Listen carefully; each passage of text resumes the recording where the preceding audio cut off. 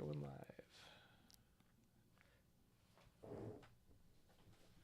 Are we live yet? Yep. We are live. YouTube live.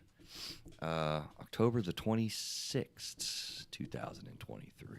That's tough for me to get the date correct. Anyway, hello out there. If you're finding us for the first time on YouTube live, this is kind of before we do the show that you'll see on Spotify, Apple iTunes, all that kind of stuff. And it's a good way to interact with us. So today is the October month in review, where we've got two shows to review, and then we've got current event, we've got Down the Rabbit Hole with Adam. So we've got kind of a lot of different factors and facets we're going to do today. So I'm kind of excited about that. What are we doing? 2 thumbs up? Press to do the... Say it! Speak it! This is Adam Cloninger. You're supposed to press that like button. Yeah, why? Because it helps us. Why? So if you're joining us on YouTube for the first time, subscribe, give us a thumbs up. We talk a lot about mental health and these things. That it is not the delivery of service, therapy services, whatever the motto is. But yeah, if something strikes you as we talk, give us a thumbs up. And, spread the word, get more people to listen to the show and help them out. So You're doing the whole show intro there. I love it. You know what? Take it over when we go. absolutely not. I am not the show. I just happen to do that piece. We're good. This is not the delivery of therapy services in any way. Victoria is not here to Just do it. Get a pre-recorded one. We'll just play at the beginning. We talked about that, but I like the rapping. Yeah, it's kind of fun to have the always different, always new. But Right. Yeah. we should do that with some of the sponsors. Though we should pre-record. We that. definitely should do the First that way we Horizon sponsorship, which we Yeah. have them on board. You'll hear that in a bit. Yep. But that's pretty cool. All right, we ready to go? We are ready to rock and roll. Oh, Ready? no. Almost ready. Almost ready. Almost How about now? How about now? Ready now. All right. 2, 1, 3, 2, 1, 2, 2, 1. 1. Hello, this is Through a Therapist's Eyes. We have the October month in review. This is October the 26th, 2023, and we do have Mr. Adam Cloninger hanging out with us again today. How are you, sir? Wonderful, wonderful. Nice to have you back. Appreciate that. And Mr. Neil Robinson on the October or the month in review comes out behind the curtain and hangs out with us. How are you, sir? Good. Yeah. Busy day today, so I'm glad to not be in front of my computer, in front of a different computer. He's in front of computers all day long. So this is Through a Therapist's Eyes, where you get insights from a therapist panel usually. Today is the review from our panel shows, but it's not the delivery of therapy services in any way. We have the book that is out, edited, getting geared up, getting into the publisher's eyes on marriage. So several months away for that, but Have a still title getting yet? excited about it. Re-understanding your marriage and becoming your best spouse. That's my idea, but I think the publishers will probably change it. Okay. Yeah, we'll see what happens with that. Actually, the editor, Courtney, already changed it, and I was like, oh, that sounds good. But of course, because she's an editor. Let me see. Seriously, click the subscribe button if you like the show, support the show. It helps us out on YouTube Live, but also any of the likes that you put. And Apple iTunes allows you to type out a review. It helps us to get found on the algorithms, and we still very much want to grow the show and help us out. You can do that. Please do. John always says he doesn't want 4 stars. He wants 5 stars. Any interaction would be good, but yes, 5 stars would be best. And if you do listen to us on Spotify, make sure you follow the podcast there. Yeah. That helps us. So Spotify you follow, YouTube you subscribe, and then iTunes I guess you Type. like and review. Like, review. And Yep. Well, that's confusing. Yeah. Let's see. Contact at throughatherapisteyes.com is the way to give us email and interaction. We appreciate that. And again, the YouTube lives that we do, we get live interaction with people. That's pretty cool. And we've got a really cool show interesting this week because we only have 2 shows that we're going to review on, which were what real quick? Can you control your emotions? And then also a good bit about friendship that we talked about, which was really pretty cool. But we got a current event. We got Down the Rabbit Hole with Adam on the review shows that we do. And if we have time, which I think we probably will, I want to do just a quick little diagnostic section. So, Adam, I would ask you to think about, or Neil, I would ask you to think about if there's a specific diagnosis or something that you're interested in, or you on the YouTube Live, please type in there, what would you like to hear just a segment about a diagnostic show, schizophrenia, bipolar. You could totally test me in my knowledge with diagnostics. I guess I do have my DSM-5 right next to me if I need it, but it'd be kind of fun just to wrap around. What kind of diagnosis would you be interested to hear a little tidbit or two You should about? probably know which one I'd pick. I've thrown it at you before, and you're like, I got to look into that. Cause Well, it has to be a legit diagnosis. It can't no, be it one of was these legit crazy things. diagnosis, but it was like it's like a more finite definition. If I of recall, something. it was like a syndrome, or it Yep. was like this weird Yep. component Yep. of OCD. No, we're Yeah. not talking about no obscure phobia. We're not talking about no crazy foot fetish toenail thing. I don't know, man. There's a lot of crazy things out there. We're talking about a DSM diagnosis. Okay. Shall I clarify? DSM-5 diagnosis. All right, my voice is jacked up, by the way, too. I'm blaming allergies. I don't know. I was at the Mountaineer football game last weekend. That was a blast. Did you yell a lot? I really did. That could have something A to do week with it. later, though, dude? Why not? Dude, I'm like on Thursday, and that was Saturday. 1, 2, 3, So not a 4, not a 5. full week. It's like 5 days later. That's possible. Because listen, if I expect my players to leave it all out on the field, I feel like I should leave it all out on the field. So I was quite loud. What do we want to get to first? Let's go to the current event. There's a lot going on in the world, and we do current events on the show, really related to mental health, and we've just got a lot going on. I mean, Oh, yeah. This current event, I'm saying the world's on fire. Right. You know, I mean, it's just there's so much going on, and we talked about the Israeli Hamas battle war zone that's going on with the Gaza Strip. Mentioning the Ukraine kind of as well. That's kind of continuing to go on.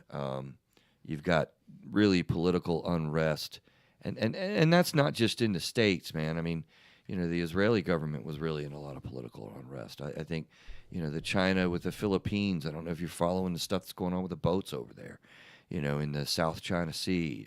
Taiwan, all that stuff. Taiwan, you've got all the stuff going on in the United States Congress. Hey, we got a Speaker of the House at this point now. Did you know that? I did know that. Yeah? Do you know that? Neil? It kind of seemed like it came out of nowhere. He went came out of nowhere. Yeah, it was yes. kind of crazy. This guy has been like in the government for like, I don't know, 2, 3 years, 4 years. Well, yeah, he served 4 terms, I He's think. like brand new. No, not 4 terms. It said 4 terms, I think, when I looked him 4 up. years. I think it was 4 terms.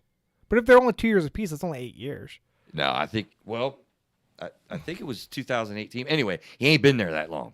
I mean, he's a new. Yeah, he's a young guy. He's a very young guy. It's like, I don't know how that's going to work out, but so by political unrest, I don't mean just in the States with the nonsense. I mean, it literally is around the world, and so I don't know what to comment about all of this stuff.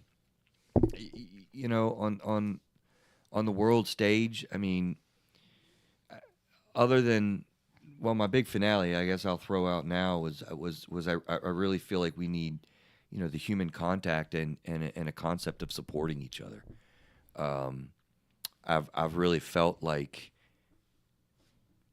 since 9/11 we had this experience of everyone being glued to the TV all day long, with that being the first event of the social media era in the dramatic way of being stuck here, and since then we've had several examples of that. And that's not just us in the States. That's everyone's tied to their phone and getting immediate updates on things kind of going on. And We're bombarded. Absolutely consumed in the bombardment. And it's really not good for your mental health. Human contact, real contact with your family and friends, that's where you get emotional support. Human connection.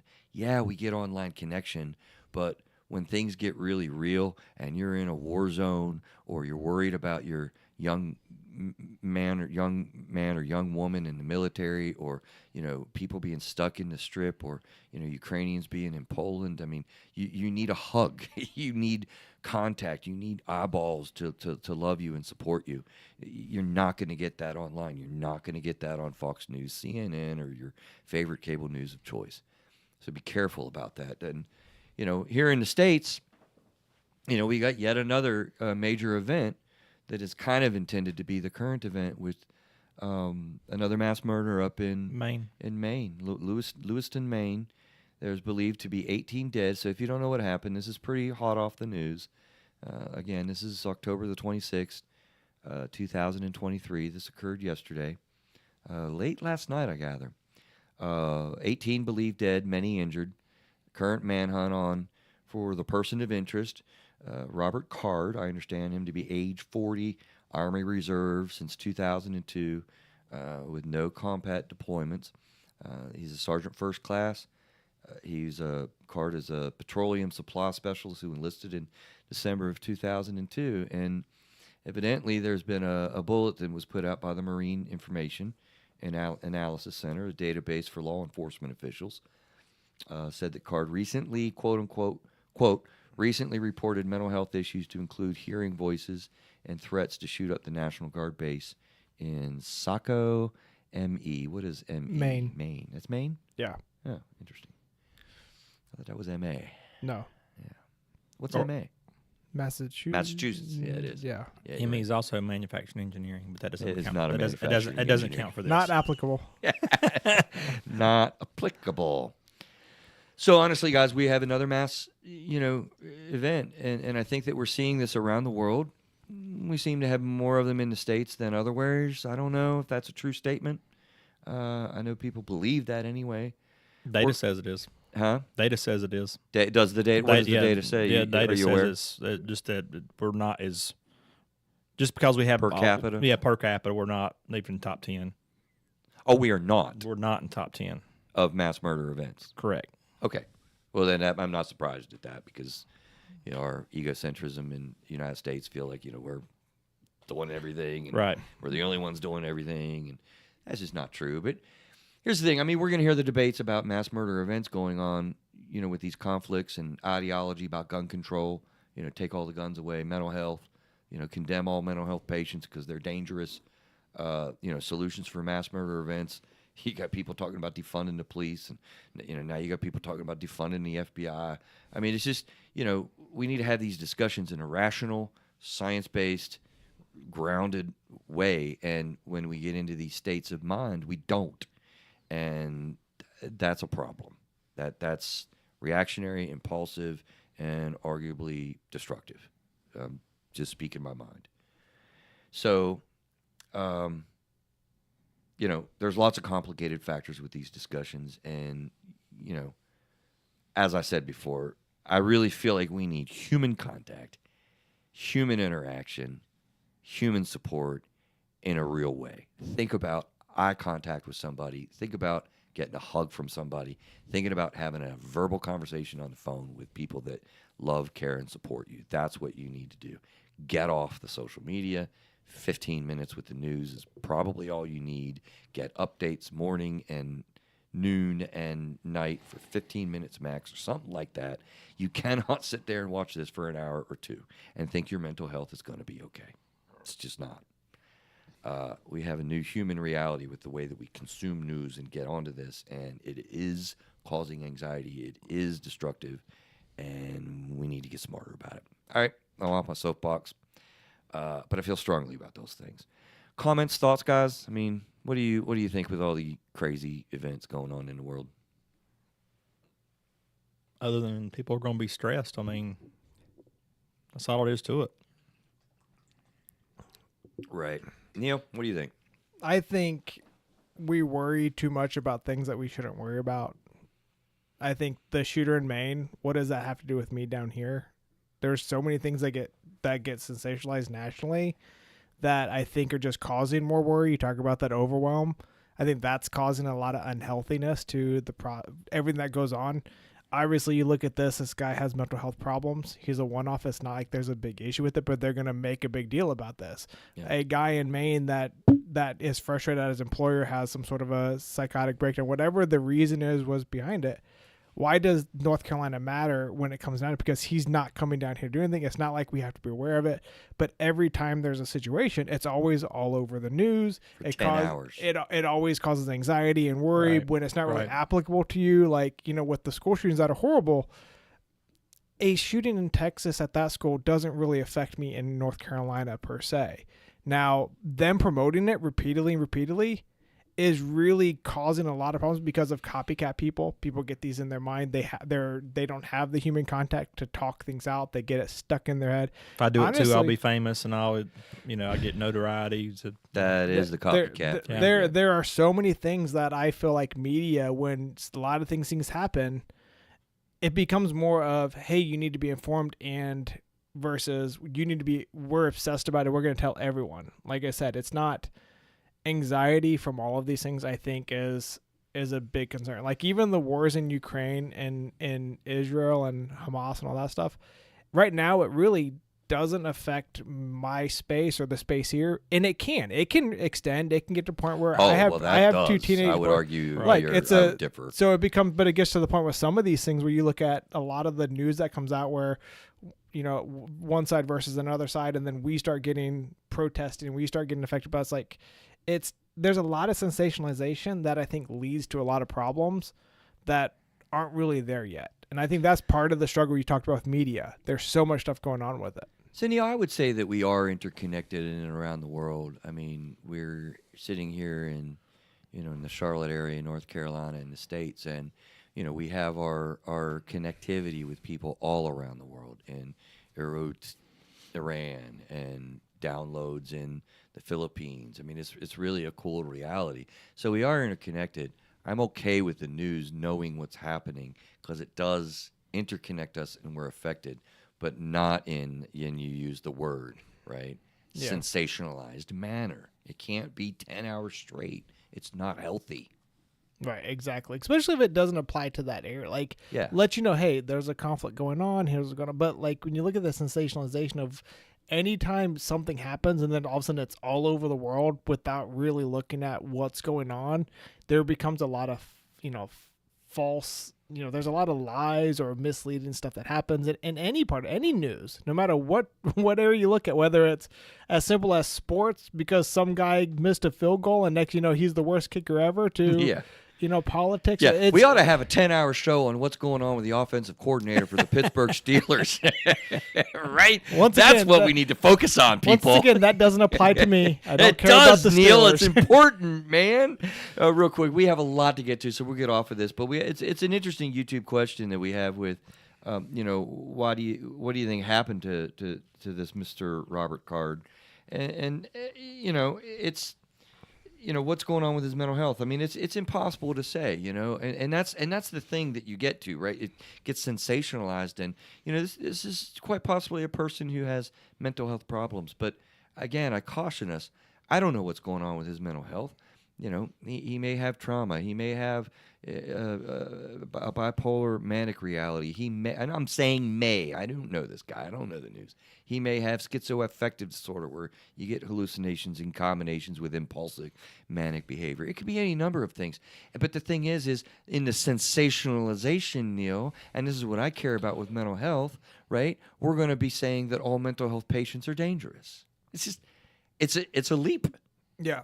It's a leap. Statistically, we know that mental health admissions are way less likely to engage in actual violence and whatnot per capita. I think I'm stating is that because they're getting help? Is that correct? Okay. Right. They're treated. Yeah. So, we have to be really careful what we extrapolate from the simplicity that we see from a news anchor for 10 hours. Be very careful about that. And there's always and that's the thing is there's always exceptions. You can't take one person's example and make that for everyone. One of the biggest things talking about that is one of the biggest things they try to do is the red flag laws. There's a lot of fine line in that, but the problem with the red flag law is and the red flag laws are basically if someone thinks that you're a threat and say you have guns, they can put a court order.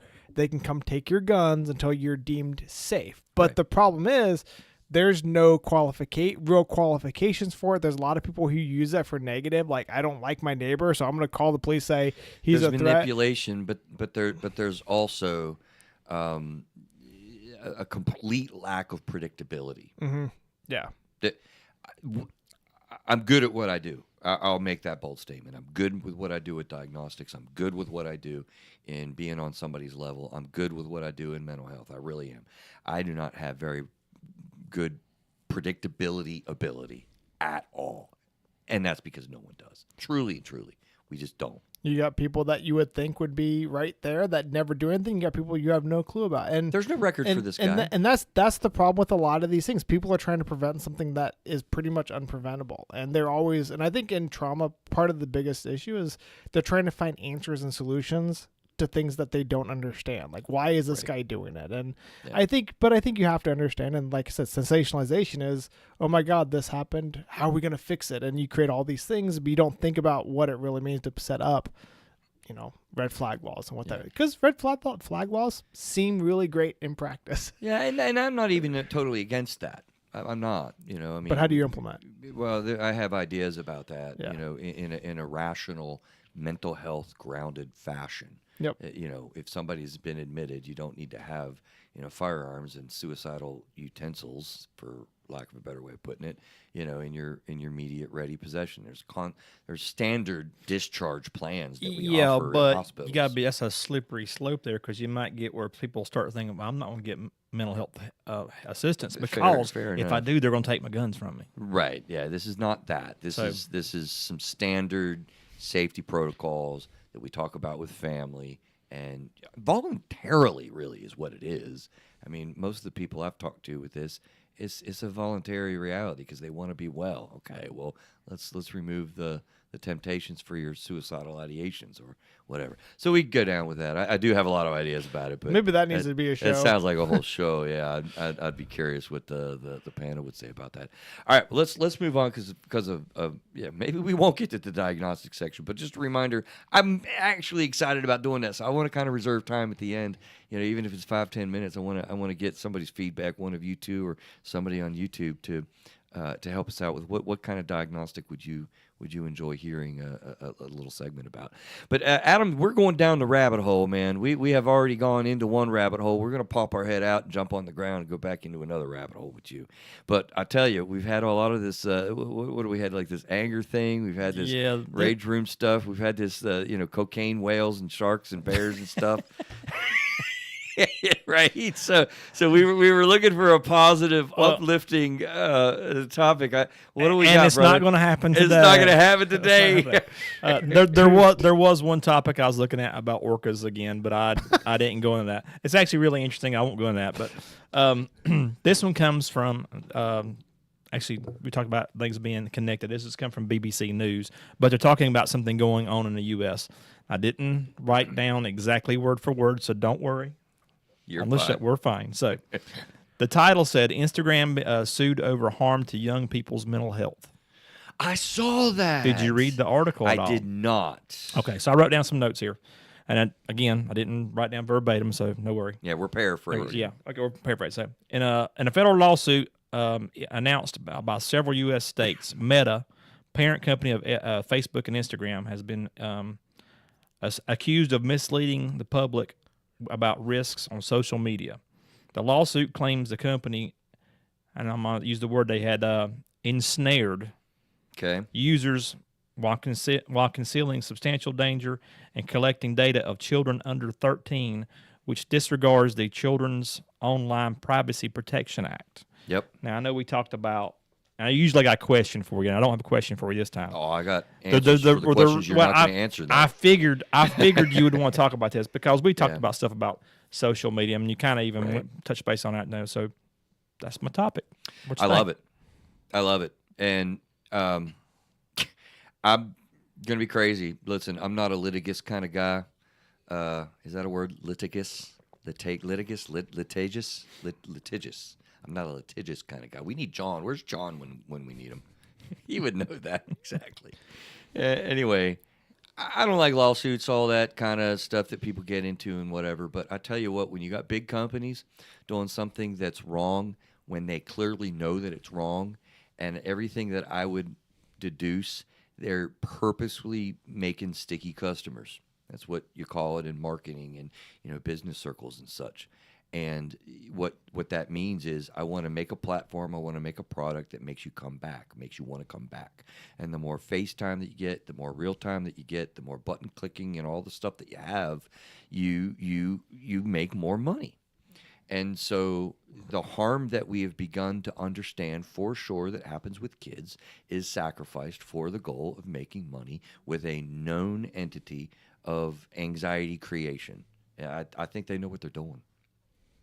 I do. They don't care because they're making money. They're making money. And, you know, look, I think how many people, ask yourself this. I'll ask both of you. How many people do you know in your circle that have already kind of said statements or deleted full on their app, whether it be Facebook, whether it be Instagram, whether it be any of the apps and such that we use, dating apps?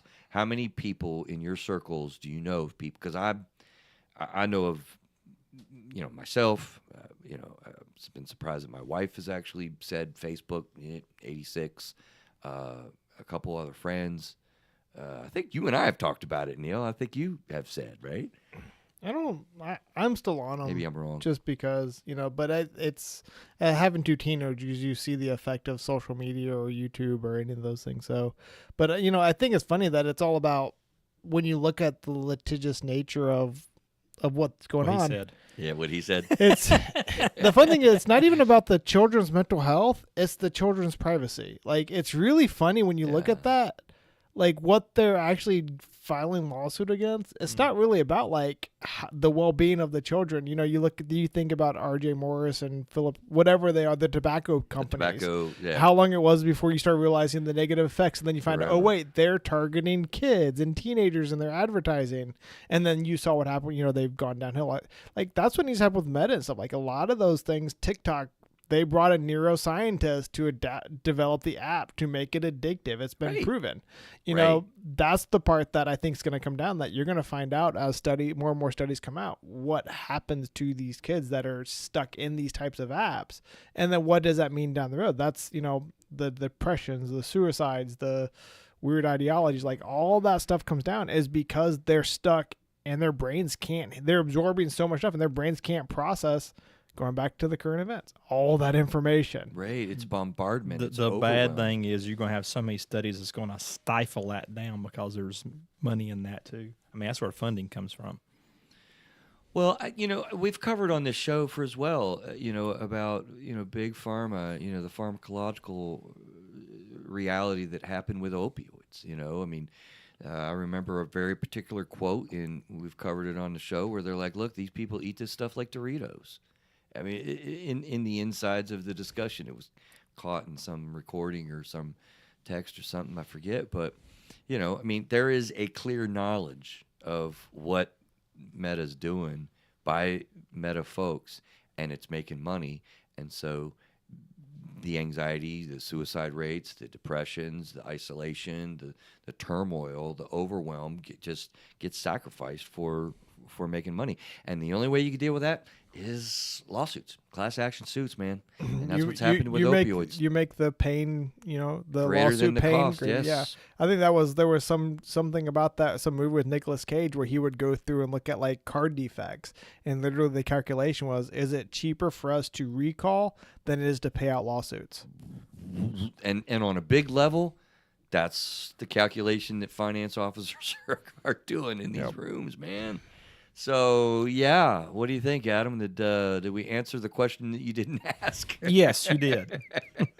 What was the question anyway? There wasn't a question. So, topic that you knew. I knew you'd have a lot to say about it. Yeah. Because we've kind of talked about that, and you kind of mentioned before about social media. But there's a lot that we still don't understand about it, too, right? Like I said, 2011, you're right, in current event we're talking.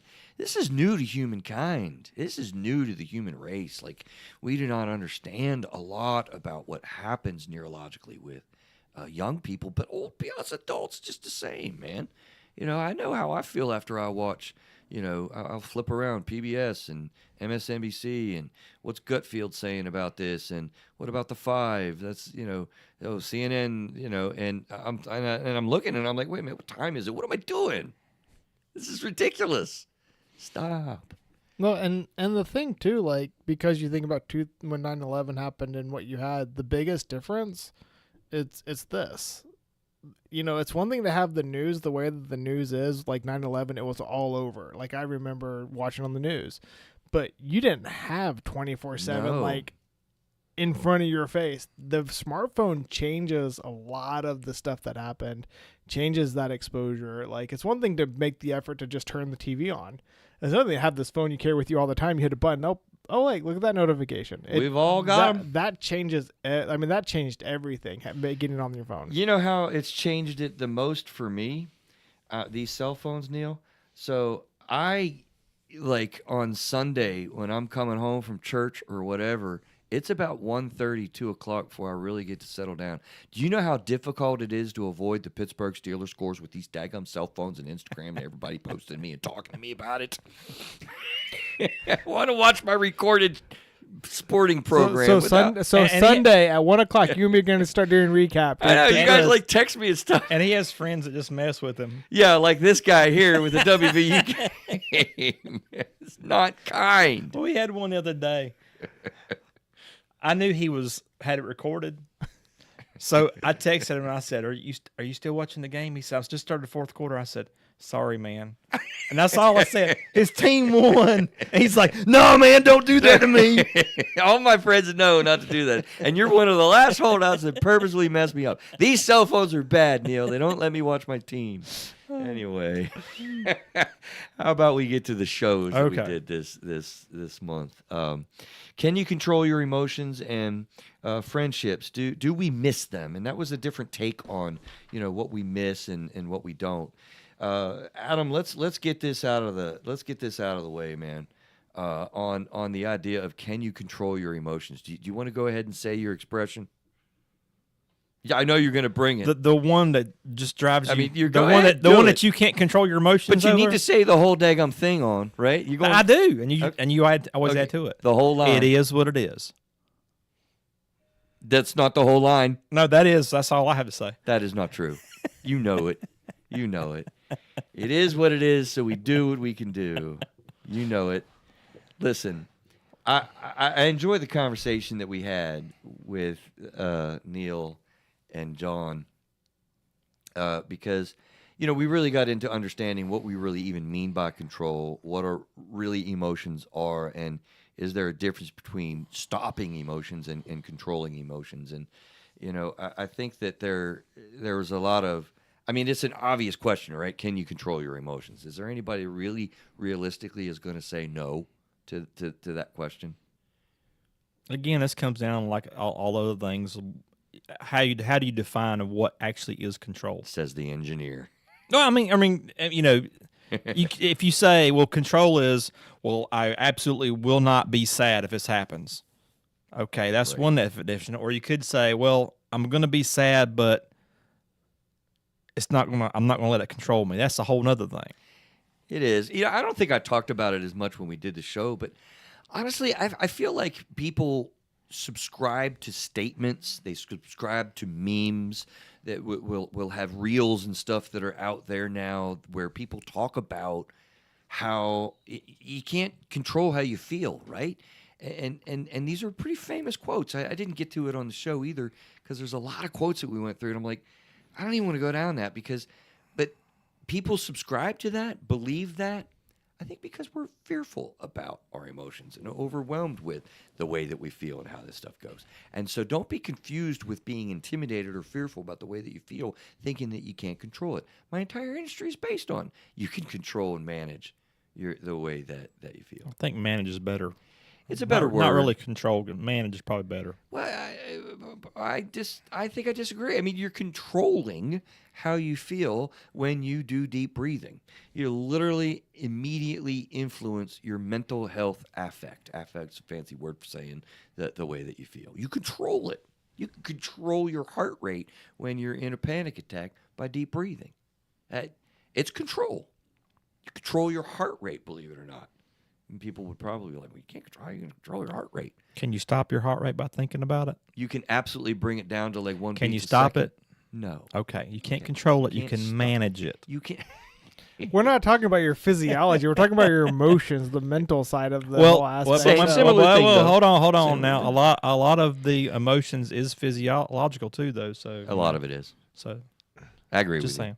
But you're not going to stop your body's natural process No, I know. like well, I guess you can stop breathing until you pass out, and then your body takes over. But What's fear the definition is a of control, natural. Adam? Influence over. To have influence over. That's a probably pretty good definition of Yeah. control. You have influence ability like that. over your emotions. Yep, I you like can that. control it. And Okay, Chris. Well, and I think the biggest thing too is like when you look at, because we brought up regulation, all this other stuff, and I think honestly, once you start figuring out your trigger points, you start figuring out what's causing it, you do start being able to control it. You do start being aware of the point. situation, and Yeah. if I know that, if I go to someone's house and I know it's going to trigger me, I can learn how to control the situation before it happens, or I can learn how to change my perception on something. And so I think I think there's a lot of people that are afraid of the term control, because I feel like in today's society, people don't want to deal with their problems. You can't control me. So like, I really think there's a lot of stuff where control is a negative, like you can't. There's a negative connotation to control, and I don't know why that is. Yeah. It really has become very much a buzzword, Yeah.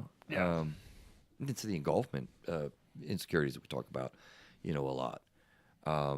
Did we get the good idea of, well, I guess we're talking about the first question, what is meant by control, but did we get a really good idea, Neil, of like, what really are emotions? Do you remember if we got into that a good bit? Because I think we got off of that when we were talking. No, I think we did a good job. I think we did a good job covering the what are emotions, because emotions are those feelings you get, that cause you to react a certain way. Because I think that's the thing you have to think about is the emotions are those initial feelings you have. Now, how you react to them, that was always something my kids' karate guy said, is like, you can't control your emotions, but you can control how you react to them. Right. And so it's kind of that same idea, even though I just said you can't control your emotions. Egg, yeah. Right. So, but it's one of those things. The emotions is your body's natural reaction to certain situations or scenarios, something like that. When someone passes away, you feel sad. That's that emotion. Now, how you handle and react to it's a little bit different. But I think emotions are what your body naturally does, and some people have more. That's my take on what an emotion is. And actually, we did talk about it. I'm remembering because John, to your point, Adam, right? Like when you really look at what are emotions, John was talking about people that have a traumatic brain injury that directly impacts the physiology of your levels of anger or irritability or depression. We have things like diagnosticable conditions, anxiety and depression. That sets a neurological, biological reality of the way that you feel. And so we can manage our emotions. We can control them. But boy, sometimes you have this starting spot that is just, it's not really fair. And I'll tell a lot of people in my therapy room, it sucks. You have OCD, let's just say. I'm sorry, that's a bummer. But understand you're not doing anything wrong. Your brain is really geared that way. But, how do you manage this? As you say, how do you react? What do you do with your behavior? Just because you've got, an anger impulse control doesn't mean it's okay to punch somebody in the face, right? What? You're still responsible for your actions, and you need to manage that. Well, and I think the reality is I think the reality is Adam, I think you got a statement there. I'm not gonna make any statement. I'm just, what I have in mind, but I'm not gonna say anything. Sorry, Neil. No, I'm intrigued by whatever the statement is that he's thinking about. But I think Rage rooms. But I think the thing you have to look at is, like you said, everyone has a different starting point. I think that's a great statement, because just like anything else, your emotions, some people are more likely to be sad or depressed. Some people are more likely to be angry. Some people just don't show emotions. Some people get overly happy. Like, everyone has their own starting point they have to fight with. And I think just like anything else in life, whether it's sports or, school education, some people are great at basketball and it just comes naturally to them. Some people are great at, math problems. Some people are great at writing. And I think emotions are the same way. Some people are great at controlling anger, but they can't control their sadness. Some people can, are better at being more stoic, where other people they're just angrier. You have to understand that that's who you are, but you have to know your starting point to decide where you need to work on it. If you want to become a good artist, you can't draw, you have to put extra work in. If you know you have an anger issue, you have to put more work in to help manage it. And I think that's the part that people have to be okay with, that not everyone's the same. Has to be intentional and purposeful. Very much so. Right. Yeah, there is something that we didn't get to talk about much at all that's part of what's cool about these reviews is things that I feel like we missed. And this is definitely one that I want to highlight with the article that I had in the show notes of episode 247. What do we really mean by dysregulation, emotion dysregulation? Everyone thinks about mindfulness nowadays and emotion regulation. These are buzzwords that people are picking up on. But I thought it was interesting. This article kind of pointed out the opposite of that. Do you know when you really are dysregulated? Which is a fancy way of saying your emotions are flying all over the place and you're not in control right now. But in the nuts and bolts of that, how can you identify for yourself, hey, I'm really not well right now with the way that I'm feeling, and I see this, and I see this, and I see this, and that indicates to me that, yeah, I need to slow down for a minute and check into, like, what do I need to do to manage myself? As I say, check yourself, right? Okay, so they highlighted some basic things that I thought was really cool in the signs of this. Think about when you're overly intense. You can sense when you're wound up or when you're really hot on something. That being overly intense is your emotions are dysregulated. Or when you have impulsive behavior. Like, why did I just say that? I shouldn't have tore into my kid when he did X. Well, you've gotten impulsive with your behavior there. Your kid shouldn't have done X. I'm just What's gonna that? say Well, I said. Yeah. Did something go on lately, Neil? Or is something happening No, I'm just saying, in the they Robinson house? They have to control themselves. They do. Lack of emotional awareness is another indicator of being dysregulated. So you're not even aware of, I'm just sort of numbed out. And then these are interesting things, right? Like this indicates that you're dysregulated. Trouble making decisions. We all get into procrastination a little bit or, indecisiveness. We all get sort of, apathetic. I just don't care where we go to dinner. But when you're really in a difficulty, like I know I need to make a call here, but I don't know what to do. That's dysregulation. Inability to manage your behavior and then avoiding difficult emotions, shutting down or numbing out. This is a cool list of things that if you have any one of those things, it's kind of like if you have one of them, don't worry so much. But certainly if you've got a couple of them at the same time, you're not well. You got multiples of these in any given time, you're really not well. So we don't really think about that opposite side. How do you identify that you're in a dysregulated state?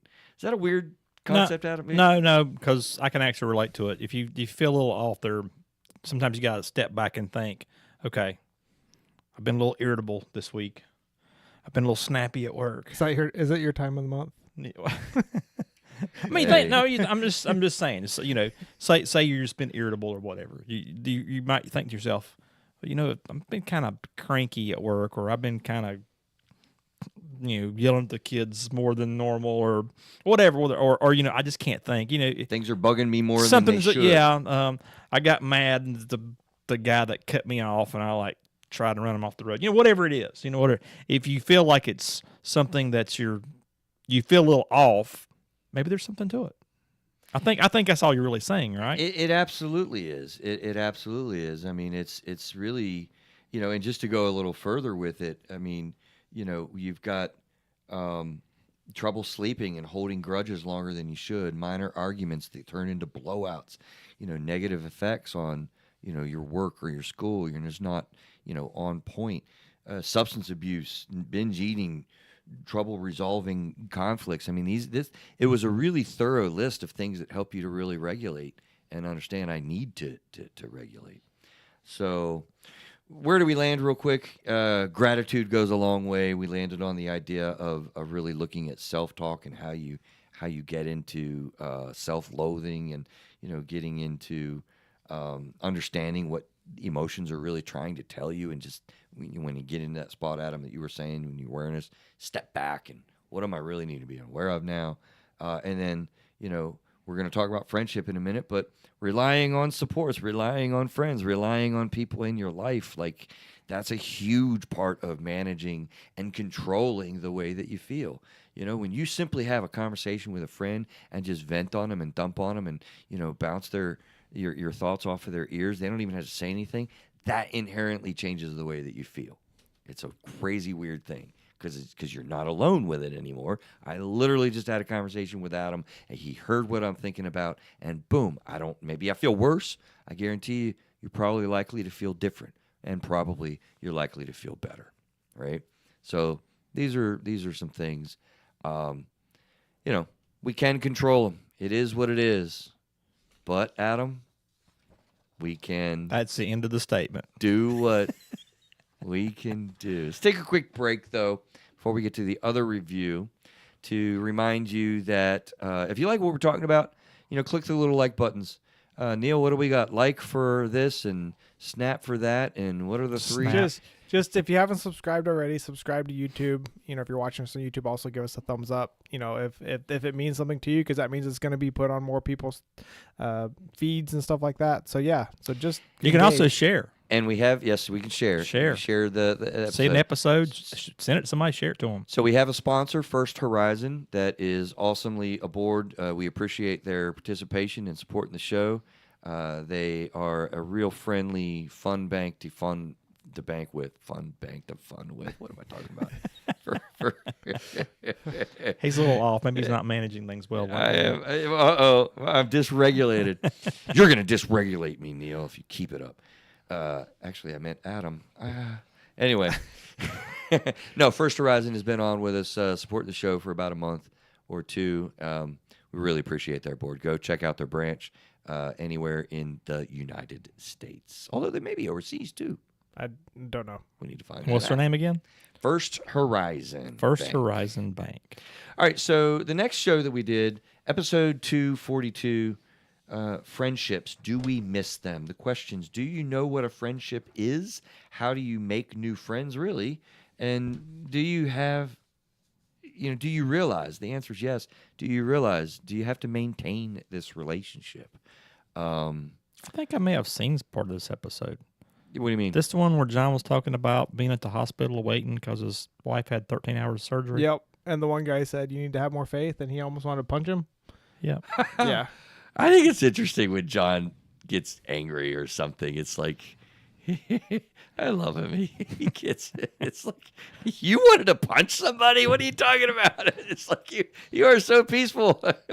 How could that possibly be? Well, he was dysregulated at the time. He was definitely dysregulated. He had stuff going on at the time. So I'm curious, Adam, to think about the idea. I really look at that first question. Do you know what a friendship is? Do you? Yeah. I think we all sort of do. Think we do. Let's get into weeds with that for just a minute, though. How would you define it? How do you experience it? Because I'll maintain to you that I think the word is overused. Okay. I know you don't like BFF for guys. I definitely don't have BFF for guys. No, we do not have BFFs or besties. No, I mean, you got different types of friends too. I mean, you got work friends, you got personal friends. Well, that gets a little bit to the heart of it. Yeah. I mean, because sometimes there's people that you work with that you talk to about things that kind of get stuff off your chest. But I mean, they're not the type of person that you go and hang out with them for Thanksgiving dinner or anything. Right. It's a different different level of relationship. Yeah. I've thought a lot about this, and I have a simple way of looking at, re-understanding what it is that makes a relationship in a friendship category as opposed to really an acquaintance or a coworker support. You can have supportive relationships that actually aren't friends. My thing is you have contact outside of the purpose point, right? The purpose point, I mean, if you have your people that you talk to, wave to, say hello to at a church, okay? They're nice. You might even hang out after church, at the church, or in a small group, and you get great and wonderful support from that. But in order to be friends, you really need contact outside of the purpose point, church. This is where you go have lunch together, or you go jog together. Now you're doing things in your life and more living life together. And this is what happens in small groups in churches. You begin to develop relationships, you begin to develop trust, and you extend outside of that particular basis. I figured this out a lot personally by figuring out that I was friends with my buddy Joe. And dang it, we've talked too long. I'm not going to be able to give the whole story, but we did a show with Craig long ago, and I gave the whole story. I didn't know I was friends with him until he said the word friend, and then because we only talked and met and hung out in the Cub Scouts. It was unique and specific to camping events, Cub Scout events, Cub Scout meetings, and we were two dads. It wasn't until we began having breakfasts after the Cub Scout event alone at the Waffle House with our kids that we began to develop a routine. And from there, we developed a wonderful friendship. Joe, I love you, buddy, and he's a good friend of mine today, although he moved away. I'm mad about that, but, you know. Right? So that's a very different thing, and you were touching on the different levels of relationship that we have. Are acquaintances friends? I would say no. But people will use this term, you know, a lot. Like, oh, our work is like family. You know, it's my friend. It's really not. It's not. Yeah, it's not. It is dysfunctional like a family sometimes. Well, there is that. I won't disagree with that statement. I would say for business, you know, your work is more like a family than friends because you don't choose who you work with. You just kind of get stuck with them. You have to deal with them. So- Wait a minute. You work outside of your home with your family. What are you talking about? I don't work with my family. I just work at my house. That's true. That's true. No, it you know, and we won't go into it a whole lot right now, but I have a whole continuum of you know, relationships of acquaintances and then fun friends. These are people that you just do fun things with. Then you got good friends where you cross over a trust line. And then you have really close best friends, and then you have intimate relationships. So as you alluded to, Adam, I have a whole leveling. And we work a lot in therapy world with developing your social support network. It's a therapy term for saying, who do you really rely on? Do you know how many people tell me they have no friends? Like, that is a very sad and common reality. They really don't have anybody they talk to. Or you really find that your loved one, your partner, is your only person that you really talk to. Look, we got to change this. With current events, we were talking about how we need human contact, eyeballs, voice-to-voice conversations, even if on the phone, hugs, like people, contact, dapping, shaking, hands. Like, we need to get back to where we value that. All right, I just jumped on a soapbox again, Adam. It was a good statement, though. Was it a good statement? It's a good statement. Yep. Make a reel out of it? Yep. All right, where do we Good move? How do we make new friends, and do we have to maintain them? Let's chat about how we did that. Neil, what do you remember us talking about when it comes to, like, you know, how do we really do this and how do we maintain it?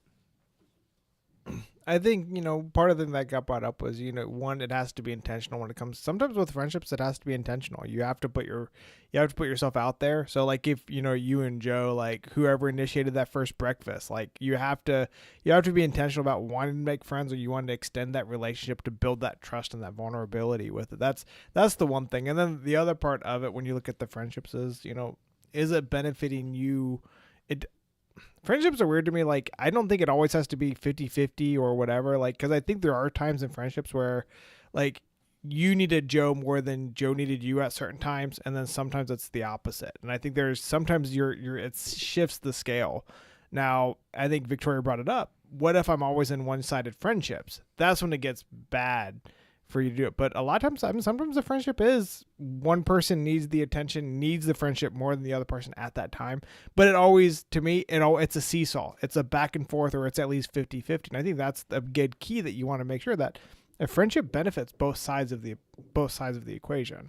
What's funny that you say that way, Neil, and I love that. It's actually part of the story that I like to use as an example of being purposeful about making friends, because it was at that time in my life personally, the part of the story I think I'm going to share because it applies to what you just said.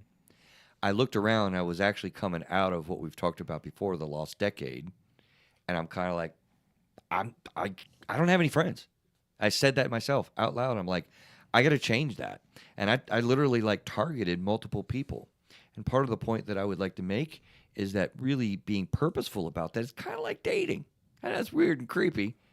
think about, well, No, I'm a dude. I see what you're. I see what you're dude. getting at. I see, Right. Yeah, I see what you're I'm getting not at. going to create my cute bestie, right, Adam? You might. I'm a man. I'm a man. But the thing is, it is a lot like that because I struck out to a certain extent. I made some pitches to some people at that point, and I didn't get any contact. We didn't go golfing like we were supposed to, or we didn't, it just didn't work. But with a few people, a couple at least at time, I think I targeted like 4 or 5, Neil, and Joe was one of those ones that I was like, I think we can hang out. I would, he likes fights and stuff, so that was part of what we had in common. You find things that you have in common, and you celebrate those. You can talk about them, and then you make a bid. You like actually make a suggestion. Because Neil, what made me think about that is he used that friend word at the campfire, and we kind of weren't friends. We didn't do anything outside of Cub Scouts, but I was in that state that I just described, and I made the suggestion, hey, let's go to Waffle House. Let's take our kids after camping, and we did that. And seriously, that blossomed into a wonderful friendship. I remember doing this show with Craig. We really haven't even, 250 episodes in, redone much content. Yeah. We really haven't. Mental health has a lot of topics. Yeah. But he was amazed at like how thoughtful I was presenting it with this purposefulness and having intentionality. Instead of it just like happening. That's what he said. He's like, my friends just sort of happen. I look around, I don't know, it just sort of. But it doesn't just happen. People are lonely, man. People are struggling, feeling isolated. Working home environment doesn't help. I love working from home by myself. But as an introverted engulfment person. Well, there is that. But I think that goes back to the statement on the regulation. Some people, friends come easy. Some people, it's hard. And I think you have to understand that. And some people have to make those efforts. But a lot of times when you make those efforts, you have a lot deeper friendships than those people who make easier friends. Like even along the way, it's like Craig might have a dozen guy friends that he hangs out with. But, how deep is he with all of them? He might be deeper with it. You talked about the couple spectrum. of them or whatever. But it's that's a great risk to be closer in that attachment. Vulnerability. But I think it goes back. Some people, it is easy to make friends. You get your connections. You have the right people. You're out there. You're talking. You build friendships. Let's schedule stuff. Let's do it. And some people are like, it is like pulling teeth. It is a purposeful thing. Terrifying. Oh yeah, it's amazing what some people have to go through with it. And and like I said, you just have to understand that some people it is harder, and don't get discouraged. But like you said, it's like interviewing or going on dating. You start building that relationship. You got to put your foot out there. You got to put yourself out there sometimes, and be willing to say, "Hey, I'm Neil. What's your name?" There's something we didn't talk about at all at the show when we recorded it, and so here's the bonus content in the thoughts about friendship. You just said dating. Well, we have dating apps, right? Do you know Bumble? Is that right? Bumble or Bumblebee? Bumble. Bumble. I was right first time. Bumblebee app. That's a transformer. That's where you find your besties. Yes. Oh, yes, it is indeed. If you're a girl. Anyway, I got issues. I got lots of issues. No. There's online apps to create friendships. Did you know much of that? Right? There's also the concept and the very real reality. Neil, you know the platform Discord, right? Yep. There is a new concept. I think parents across the world have begun to realize that their kids aren't crazy when they say they're friends with Jimmy and Jimmy lives in another country. I've seen videos of like this 12-year-old who meets his friend that he met playing like Call of Duty or something, one of those, and they're like best friends and they finally get to meet each other. Yes. But I mean, when you play video games, you're on the headsets for like 2 or 3 hours a day or whatever it is. You actually build some friendships as you talk to them. Well, look at my son. Okay. What about him? Well, I mean, he made friends in like another state. Yeah. And then him and his girlfriend both made friends in this other state, and they moved to the other state. To that state? Yeah. Oh, really? Is that a fact? Yeah. That's what I said. To that area where they had some relationships with people. I mean, it's real. I mean, I'm going to make a joke with a statement at the same time. I don't mean to be offensive to, our older loved ones around, but okay, boomer, That's the phrase, right? Yeah, that's you. No. I mean, Whoa. sorry. Oh, Whoa. I am a Gen X, baby. Let's not put me in the boomer deal. Although with technology, I can read You're a boomer techie. a boomer techie. No, listen, it is legit that people are developing online, full-blown, supportive, engaged contact outside of the purpose point definition of friendship. And it blew my mind about 10 years ago when I had teenagers in therapy talking about this stuff. I'm like, your boyfriend is in New England and you're in North Carolina? Like, what are you talking about? I think the key to a lot of those relationships is as long as there's like voice conversations And video. Yeah, exactly. I think because that's like you see a lot of them texting. You don't get a lot of the stuff where social media put like it's not the same. But when you can do Discord and you can just say, "Hey guys, let's hop on this quick call," because I've had my kids with the neighbors across the street because they want to play video game stuff, but they'll do a Discord call and they'll all be Instead talking of go and next talking. door. Well, they all have their own computers. You can't bring it over. But I think that the ability now that kids feel comfortable like calling and talking to other kids versus just always texting is what makes that difference of actually having those friends that you want to move to, because you actually literally can converse back and forth. Because even without the video, just talking makes a huge difference. And because there's a lot of the phones and the texting stuff. I mean, it creates this is, the teenagers taught me this really and truly in therapy with them. They taught me about how this really works and how this is a reality. And I was skeptical about it for hardcore for a good 5 years. But it's funny to hear your son, Adam, because he's older. He's not little. He's, it's fair to say he's in his 20s, right? Mm-hmm. So he's all grown up and he literally made these relationships and then ultimately moved to that area. I mean, how cool is that for online friendships being real? But I mean, they'll click on their FaceTime and they're sitting there watching movies together. I mean, they're like, you have premiere parties and stuff. I have a parent that was telling me that their daughter, wants to remain connected to them, and he's like, yeah, we carry her around in the house, like we're preparing meals or cleaning the shelves or whatever, and she's studying, but she wants to be connected, and so they do that. I mean, they're sharing this time together. I mean, I'm sure they're interacting a little bit, but online friendships are cool. Not adequate as exclusive. You need hugs. You need eye contact. He keeps asking about these verbal. hugs. He's looking for a bestie that'll hug him. You need handshakes. No, it does. Dang, dude. All right, I'm going to be dysregulated here in a bit. But I think it's done with you people. It really does. It does make a difference being in a room with someone, feeling their energy, their vibe, really knowing what's going on. You can still hide a lot behind a camera and a voice, but having that connection, like you said, that pat on the shoulder, that just being near, having two teenage boys, when they come and lean on Alicia just for the attention, like she's so excited, just because but they're teenage boys. It's not, you just don't get that as much, and so, but it makes a huge difference. It's a very powerful difference. And I'm going to tell a quick story to demonstrate that, because it was a weird moment that was like, wow.